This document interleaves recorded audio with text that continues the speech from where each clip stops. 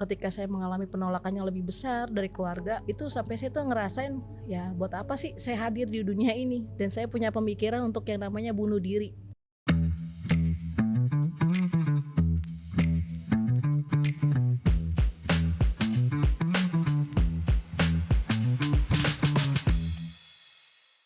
Selamat datang di Forfoxa, tempat di mana ceritamu didengar dan dapat menjadi kekuatan untuk orang lain. Bersama saya Gaby, teman yang mendengarkan dalam perjalanan cerita kehidupan. Bersama saya hari ini ada Anita. Anita, terima kasih waktunya sudah datang ke Forfoxa untuk berbagi cerita yang sangat pribadi ya. Iya. Boleh diceritakan sedikit tentang latar belakang dan hubungan dengan orang tua? Latar belakang saya punya dari orang tua itu ada 4 anak. Saya nomor 2, 3 orang adik laki-laki, dan saya itu dibesarkan juga dengan keadaan yang namanya tegas dan disiplin ya dari papa saya. Dan perasaan-perasaan saya sebelumnya tuh banyak hal yang gak keruan lah ya, karena di keluarga itu suka dapat yang namanya intervensi, tekanan juga, bukan hanya dari orang tua tapi juga dari keluarga dan saudara-saudara sepupu sebelumnya. Nah, sebelumnya juga lewat hal-hal tersebut saya mempercayai tuh banyak kebohongan, bahwa oh iya ya, saya pernah dibilang gak berguna, saya pernah juga dibilang yang namanya ya gak bisa bikin apa-apa dan gak bisa berubah. Tapi kadang-kadang saya bingung, maksudnya gak bisa berubah dan gak berguna tuh dari sisi yang mana. Karena pengertian orang tua zaman dulu kan sama zamannya waktu saya menerima saat itu, saya masih kecil. Saya gak tahu maksudnya harus berperilaku apa dan apa yang perlu harus saya rubah, harusnya kan semuanya dikatakan. Lalu pada saat saya mengalami hal tersebut dan penolakan tersebut, saya sempat yang namanya mengalami kayak ngerasa sendiri, lonely, dan kayak gak ngerasa berharga juga. Jadi saya itu benar-benar mempercayai bahwa oh saya benar seperti itu. Lalu di kalangan lingkungan juga pertemanan, saya kan tipikal orang yang kalau udah ada kegiatan selesai saya akan pulang. Mau itu kegiatan dari saya di gereja, mau kegiatan dari sekolah, karena buat saya selesai sekolah langsung pulang. Ada yang kadang-kadang mengatakan yang namanya cemen, ngapain cepet pulang, nongkrong yuk, kita nyobain ngerokok. Atau zaman saat itu kan banyak yang pil ekstasi, teman-teman saya juga mengkonsumsi seperti itu. Hanya saya mikir kalau misalnya saya jatuh dengan hal tersebut, nanti kalau saya nyandu, duit saya dari mana? Sedangkan saya kan belum menghasilkan. Nah, sebelumnya juga di kehidupan di keluarga saya sendiri, papa saya juga suka membanding-bandingkan saya dengan sepupu-sepupu saya.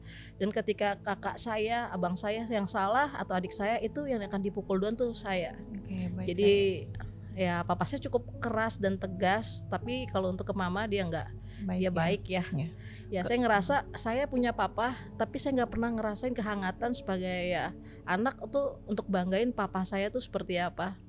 Dan sampai akhirnya pada suatu momen saya juga ngalamin dipukul pakai gesper, dipukul pakai yang namanya tali sapu, dan juga yang namanya bambu, rotan atau apa sih udah ngerasain. Dan oleh sebab itu karena sering dipukul, saya merasa ya udah bikin hal-hal yang nggak menyenangkan hati dia aja, biar dipukul lagi kan udah biasa. Udah seperti itu sampai akhirnya itu endapan-endapan hal-hal tersebut tuh sampai ngena di hati dan numpuk. Dan saya cuman melewatkan itu cuman dengan ketawa. Baik Anita, kalau bisa saya simpulkan, jadi hidupnya penuh dengan konflik dari keluarga, baik dari teman, konflik yang dari keluarga yang secara langsung atau tidak langsung membuli gitu ya, sampai membuat kamu merasa tidak berharga, tidak diinginkan, sampai ada kekerasan fisik di dalam rumah dari papa. Ya kalau hubungan dengan mama baik ya. Baik banget. Baik dari papa, jadi seperti dibanding-bandingkan dengan keluarga, dengan saudara, dan dari lingkungan teman-teman karena menolak untuk melakukan hal-hal yang salah, misalnya seperti narkoba tadi dibilangnya. Jadi malah jadi dibully karena tidak mau melakukan hal itu gitu ya. Bagaimana perasaan kamu waktu kamu mengalami penolakan itu? Apa yang kamu rasakan? Ya ada seperti benteng ya yang membentengi yang namanya pergaulan saya, pertemanan saya, bahkan juga saudara. Dan sampai itu tuh ketika saya mengalami penolakan yang lebih besar dari keluarga, itu sampai saya tuh ngerasain ya buat apa sih saya hadir di dunia ini. Dan saya punya pemikiran untuk yang namanya bunuh diri. Waduh, sampai berpikir itu ya, mau iya, bunuh diri ya. Dan saat itu lagi trennya lagu Dewa 19 tuh, yang tentang Kirana. Ya kan dia bilang buat apa dilahirkan di dunia ini tapi kan kita nggak tahu tujuannya, nggak tahu yang namanya keluarga kita sendiri aja kayak nge-rejection gitu ya. Buat apa sih dilahirkan di dunia ini kan? Iya, penuh penolakan dari keluarga, dari teman, sampai menganggap diri sendiri, untuk apa saya ada di sini? Toh juga saya ditolak. Iya. Jadi merasa penolakan demi penolakan itu sampai membuat Anita merasa ingin bunuh diri ya. Iya, karena kan ada yang namanya sisi-sisi yang kalau kita sendiri tuh yang ngerasa tuh loneliness banget, depresi, tapi aku belum bisa yang ngutarin hal tersebut karena itu usiaku kayaknya masih di antara kelas 5 dan 6 ya, antara di situ. Masih kecil ya, masih kecil, usia tapi berarti 10-11 tahun. udah ada pikiran gitu mau coba menabrakkan diri ke mobil biar cepat meninggal kan. Udah selesai, mungkin udah selesai seperti itu karena pemahaman saya di situ masih singkat ya. Jadi di usia 10-11 tahun sudah ada pikiran bahkan untuk bunuh diri ya. Sudah ada. Waktu kamu lagi sangat-sangat depresi itu, apa yang kamu lakukan? Saat itu mungkin apakah mencari teman ataukah cerita ke seseorang waktu masih di usia itu ya, masih di usia 10-11 tahun itu? Karena di situ saya nggak ngerasa ke mama saya nggak berani karena saya nggak mau membuat dia tuh banyak pikiran saat itu karena saudara saya kan ada 3 lagi dan saya sering dititip-titip di rumah yang namanya keluarga atau saudara. Saya juga nggak ngerti tujuannya apa, katanya sih supaya saya nggak manja. Tapi menurut saya segimanapun yang rumah itu kita harus dididik sih banyak belajar di rumah karena udah dititip itu kita ngerasa buat apa ya dititip-titip kan orang tua saya kan hadir ada di rumah bukan di rumah orang lain. Nah itu dia. Karena sering dititip jadi merasa kenapa saya dititip terus ke orang lain. Apakah gitu mereka nggak sayang? Apakah mereka masa malu punya anak saya kan ada pikiran-pikiran anak kecil waktu itu. Ya seperti itu. Jadi saat itu mamah benar-benar tidak tahu kalau dalam pikiran kamu ada pikiran bunuh diri. Nggak ada sama sekali. Jadi yang di mata mamah tuh hanya anak saya mah happy-happy aja, baik-baik aja. Dia melihatnya seperti itu ya. Apa pernah lihat kamu nangis atau gimana? Nggak pernah. Saya jarang nunjukin saya nangis di depan mamah. Karena saya nggak mau jadi beban pikiran karena dia kan juga udah cukup struggle sama bapak saya untuk yang namanya membiayai anak saat itu. Selepas orang tua saya yang bapak saya sudah nggak berlayar, jadi kehidupan juga di rumah ya serba ini aja pas aja gitu seperti itu. Ini kenyataan yang sangat sedih ya bahwa kadang anak-anak itu kelihatannya tidak apa-apa, kelihatan happy, padahal di dalam pikiran mereka tuh ada pikiran-pikiran seperti mau bunuh diri, depresi, tapi mungkin dia tidak berani cerita ke orang tuanya ya. Seperti yang Anita alami waktu masih kecil. Benar. Oke, ini perjalanan yang masa kecil yang bisa dibilang sangat sulit ya karena kamu menghadapi semua sendiri. Apakah kamu menghadapi itu sendiri atau ada teman yang bisa kamu jadi teman cerita atau gimana? Kalau untuk saat itu aku nggak percaya siapa-siapa. Jadi sebenarnya aku orangnya ekspresif kan. Yang kalau misalnya ada hal-hal apa aja aku biasanya utarain. Tapi sejak hal-hal itu datang ya aku banyakan diem. Dan sampai aku pernah naik ke tempat tidur dulu kan tempat tidur kan tingkat di rumah saudaraku. Aku cuma bilang Tuhan, aku mau mati. Wow. Aku nggak mau hidup. Aku udah nggak tahu aku hidup buat apa. Aku saking stresnya saking stres. Tapi aku nggak bisa ngomong apa-apa. Diam jadi kayak orang yang introvert yang nggak jelas. Jadi semua dipendam sendiri. Dipendam sendiri. Ya, dan nggak walaupun ada yang bilang kakak sekolah minggu kek mau atau siapa orang dari yang rohani nakutip. Tapi aku nggak ngerasa comfort gitu. Nggak ngerasa ada safe place saat itu. Jadi meskipun sudah dikelilingi dengan orang-orang di komunitas yang benar, tapi kamu tetap tidak mau terbuka ya, belum mau terbuka, belum mau cerita ya. Iya, karena kenapa kamu belum mau cerita waktu saat itu? Karena saya nggak percaya siapapun. Takutnya nanti kalau saya cerita dia nggak akan, maksudnya nggak cuma disimpan sendiri, tapi dia akan cerita ke yang lain. Dan saya saya menjaga nama baik saya juga, nama baik keluarga, dan saya nggak mau nanti orang tuh menyalahkan sisi keluarga saya padahal nggak tahu apa yang saya rasain kan sebenarnya. Itu kan yang namanya masalah dari diri saya sendiri. Semua disimpan sendiri padahal ada bully dari keluarga, padahal ada bully dari teman, bully dari mana-mana. Meskipun sudah ada komunitas tapi dari dalam diri sendiri memang belum berani ngomong karena takutnya nanti nama diri sendiri atau nama keluarga yang ikut nanti jadi jelek gitu ya pikirannya saat itu ya. Sedih sekali kan harus menanggung semua sendiri di saat yang masih sekecil itu. Belum SMP ya berarti? Belum SD. Saya belum SMP. Terima kasih sudah mau sharing dengan tulus dan penuh kejujuran untuk masa lalu yang seperti itu. Iya.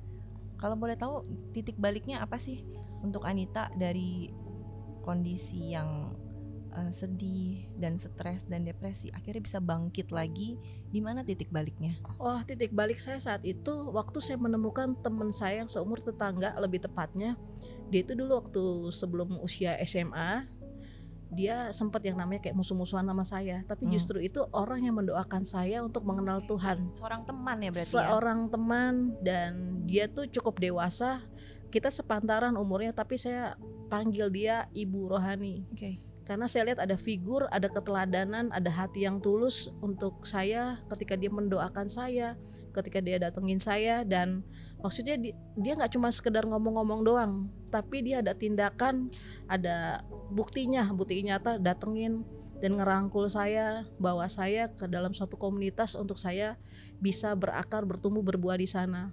Jadi satu orang ini yang dampaknya begitu besar untuk kehidupan kamu ya, karena satu orang ini ya, Iya, yang menjadi titik balik kamu akhirnya bisa bangkit dari masa-masa sedih itu. iya. Apa waktu titik balik itu terjadi, apa yang kamu lakukan? Apa kamu mulai cerita ke dia tentang apa yang kamu alami? Gimana? Awalnya dia cuma ajakin ketemuan. Aku diajak retreat lah ya, saat itu kayak camp 4 hari 3 malam, dan itu saya rasa camp yang paling terlama, biasanya kan 3 hari 2 malam, 4 hari 3 malam. Di situ saya ngalamin ada sesuatu hal yang menerobos hati saya gitu. Di situ saya percaya maksudnya ada suatu hal yang supranatural menembus hati saya, yang menembus yang namanya dinding-dinding pertahanan yang saya bekukan selama ini dan yang saya tidak keluarkan, dan itu keluar. Sehingga saya akhirnya bisa cerita, sharing semuanya dengan apa yang saya alamin ini ke teman saya ini. Dan saat itu dia jadi yang namanya leader saya juga.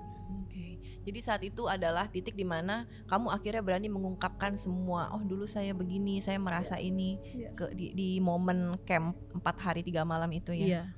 Apa rasanya sih waktu udah akhirnya bisa sharing hal yang selama ini dijaga dan tidak boleh ada orang yang tahu? Apa rasanya waktu akhirnya bisa percaya dengan satu orang dan cerita itu pada satu orang? Lega ya?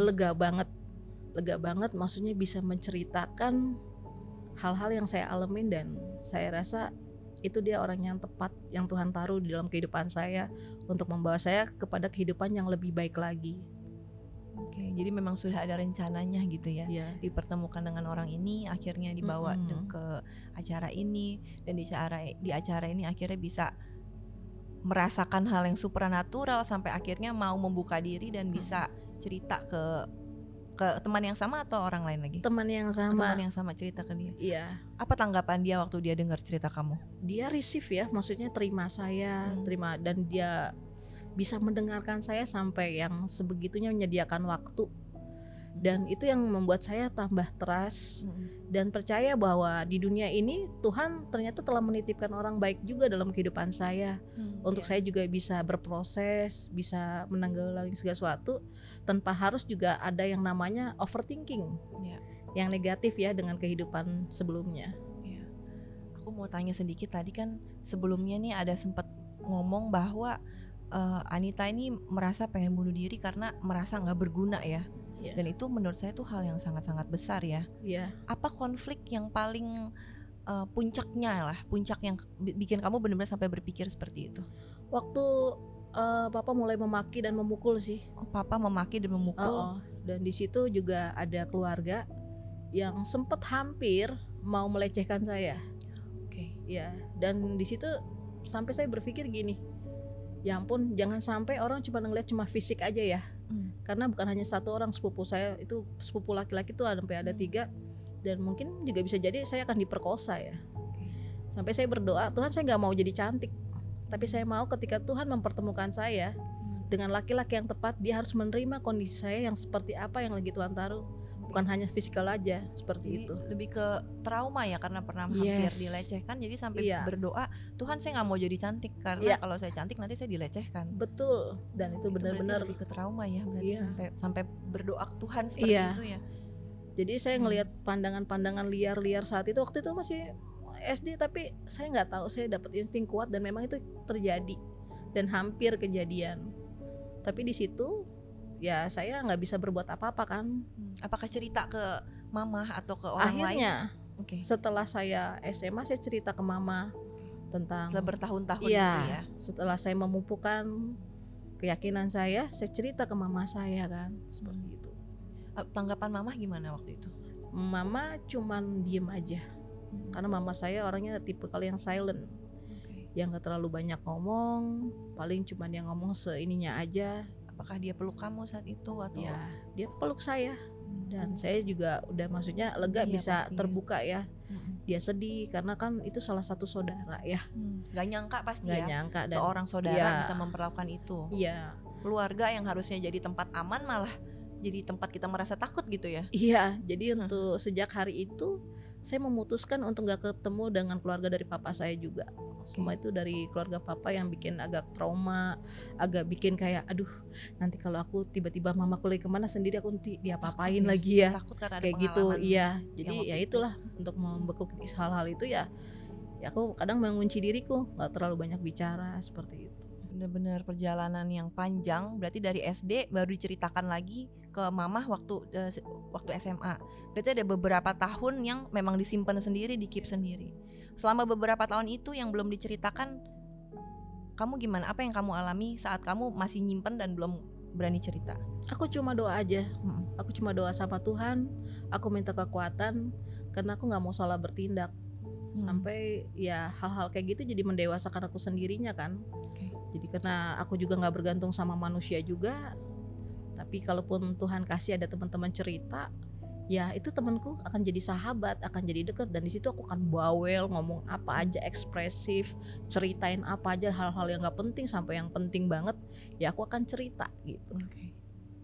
Jadi ini hidup yang penuh dengan luka ya waktu masa Iya. kecil ya.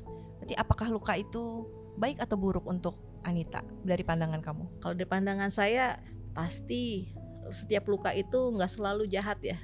Ada untuk melatih mental kita, ada untuk melatih kita untuk menjadi dewasa, dan itu nggak selalu menjadi hal yang buruk karena itu akan jadi pertahanan kita dan menyembuhkan kita ketika kita memperoleh yang namanya pengertian dan pemahaman yang tepat di hati kita.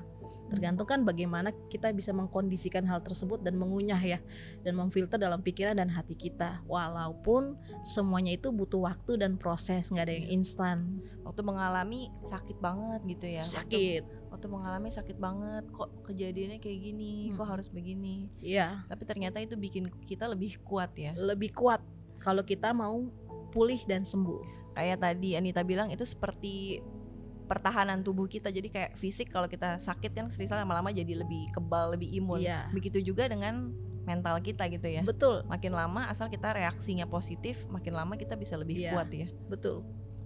Waktu setelah acara camping yang 4 hari 3 malam, apa perbedaan yang kamu alami dari sebelum dan sesudah? Bedanya dulu saya cuma punya agama. Oke. Saya ikut Kristen karena orang tua saya Kristen. Oke. Dan saya gereja karena ikut doang. Tapi ketika setelah camp 4 hari 3 malam itu, saya ngalamin yang namanya seperti perjumpaan dengan Tuhan. Dan saya dilepaskan, dibebaskan dengan banyak hal yang udah menggantungi saya di hati saya itu kan. Sampai pada momen ada juga saya tuh sampai ada waktu saya doa, saya ngobrol sama Tuhan, saya capek ya. Saya capek dengan hati yang seperti ini Tuhan. Saya capek mau main cuman ke gereja-gereja doang, saya mau ketemu Tuhan.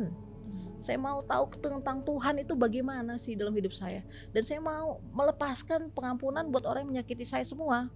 Dan saya mau selesai. Dan abis itu saya muntah. Wow.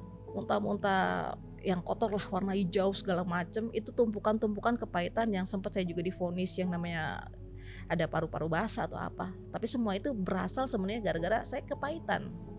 Saya kecewa. Apakah itu di saat lagi camping 4 hari 3 malam itu Enggak. muntahnya atau beda? Berproses setelah camping itu. Oh, berproses setelah camping itu akhirnya kamu mengambil satu keputusan, kamu berdoa, Tuhan saya mau mengampuni semua orang yang pernah menyakiti saya.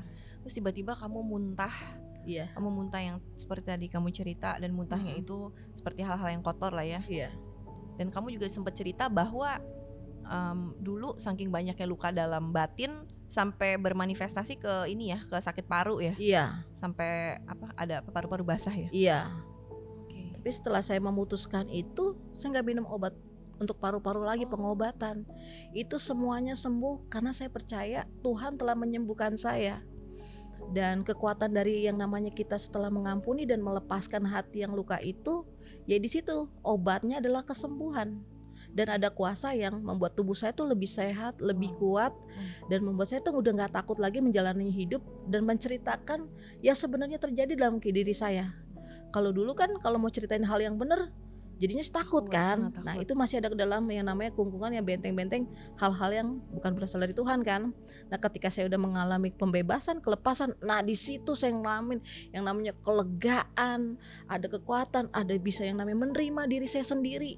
Gak ada lagi tuh Gak pikiran-pikiran yang ada dulu itu. pikiran-pikiran yang dulu yang semuanya ada di dalam pemikiran saya. Ketika saya ketemu ada orang yang mirip kayak saya pengalamannya, berarti Tuhan udah telah mempertemukan saya seperti saya ketemu teman baik saya itu. Jadi kan kita diciptakan untuk tujuan yang baik ya, dengan tujuan Tuhan di dalamnya. Jadi bisa memakai luka-luka yang itu malah untuk cerita untuk orang lain. Saya dulu pernah ada di situ. Iya. Saya pernah ada di situ, saya pernah mengalami itu. Iya. Dan ini yang saya rasakan dan ini yang saya lakukan untuk bangkit lagi. Betul. Jadi kamu menjadi seperti seorang teman yang dulu pernah kamu ketemu waktu kamu SMA itu. Kamu menjadi sosok dia yang bisa ikut menarik orang lain itu ya. Iya, betul. Ini sangat menarik karena kamu sempat cerita kamu kena sakit paru-paru basah. Tapi setelah kamu memutuskan untuk memaafkan semua orang dan kamu akhirnya sampai muntah-muntah. Setelah kamu muntah-muntah itu, selain luka batin kamu sembuh, luka paru-paru kamu juga sembuh gitu, tanpa minum obat. Tanpa minum obat lagi. Dan saya putusan saya nggak mau minum medicine ini karena bisa merusak banyak hal. Sebesar itu pengaruh dari kita mengampuni ya, the power of forgiveness ya. Tadi kamu sempat bilang sama saya, yang power of forgiveness sangat besar, bahkan sampai penyakit-penyakit yang ada di tubuh kita ini pun bisa ikut sembuh gitu. Betul. Karena luka batin kita sembuh, ikut sembuh badan kita ya. Ini powerful banget loh. Dan kamu benar-benar mengalami itu. Iya. Wow. Makanya saya bisa cerita kan. Dan sekarang cerita udah nggak takut apa? Udah nggak takut nanti nama saya jelek atau apa enggak ya? Udah aku oke banget lah. Enggak.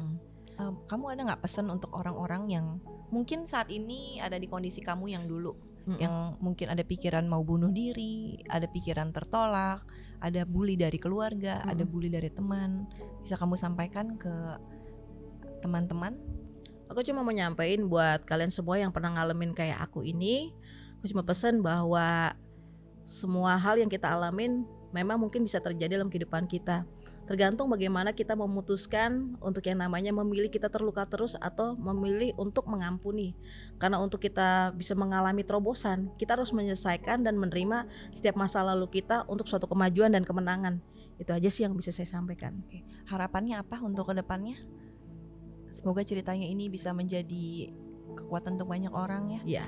Harapan kita sama-sama ya. Iya. Semoga cerita kamu, karena saya yakin di luar sana banyak orang yang mungkin diam-diam karena kayak kamu sebelumnya kan, nggak ada yang ngomong, nggak ada yang tahu karena nggak berani cerita, jadi diam-diam disimpan dalam hati, merasa tertolak, merasa tidak berguna, merasa bahkan ingin mengakhiri hidup seperti kamu tadi ya. Dan nggak ada yang tahu karena dia nggak berani ngomong. Betul. Iya, jadi saya yakin kisah Anita ini benar-benar bisa jadi kekuatan untuk orang lain. Karena cerita yang dibagikan dengan tulus, dengan jujur ini benar-benar berangkat dari pengalaman pribadi yang sangat powerful ya. Ya. Dan tadi juga poinnya bahwa luka itu tidak selamanya jahat ya. Ya. Luka betul. itu tidak selamanya jahat. Ada lagi yang mau ditambahkan, Anita? Jangan pernah menyerah dengan apa yang kita alami sekarang, karena kalau kita menyerah sekarang kita nggak tahu kedepannya Tuhan mau bikin apa dalam hidup kita. Percaya apa yang kita yakini kita lakukan, dan kita percaya untuk bertindak dan keluar dari arena tersebut, kita akan menjadi lebih daripada pemenang. Itu aja sih. Terima kasih. Satu lagi pertanyaan saya, ada pesan untuk orang-orang yang susah mengampuni, karena kan kamu juga dulu sempat di kondisi susah mengampuni ya.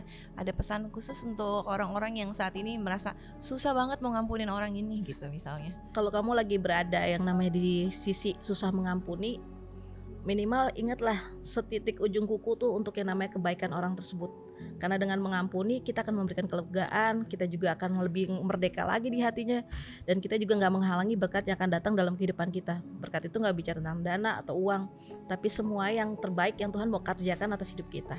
Itu aja.